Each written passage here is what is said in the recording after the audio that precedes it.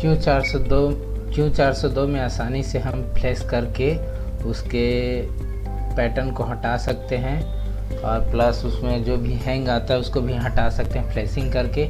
Plus इसमें जो रमन का लोगो रहता है उसको भी हटा सकते हैं, रमन का फ़ोटो आता है उसको, और बिना सिम के उस सेट को चालू किया जा सकता है। उसके लिए ये फाइल जो है चढ़ेगा आपके मोबाइल पर। ठीक है दोस्तों, फिर मैं चलता हूँ चढ़ा के आप सबको डेमो दिखाने वाला हूँ। ये गए अपने Q402 और यहाँ पर SPD टूल को मैंने ओपन किया।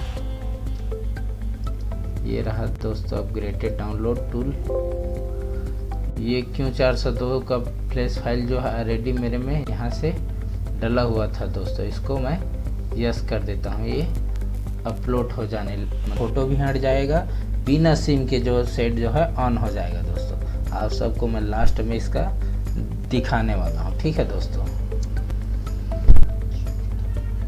अपलोड होने वाला है दोस्तों मेरे SPD अपग्रेडेड डाउनलोड टूल में, जो कि ये अपन का सॉफ्टवेयर जो है लास्ट इसका समय आ गया, अपलोड हो जाएगा। फिर अपना Q402 का बैटरी जो है, मतलब Q402 प्लस का बैटरी जो है उसको रिमूव करना होगा। रिमूव करने के बाद बैटरी लगा दीजिएगा, डाटा केबल का मतलब PC में अपने कनेक्ट कर लीजिएगा। वॉल्यूम अप बटन को दबाना है और यहाँ से ऑन को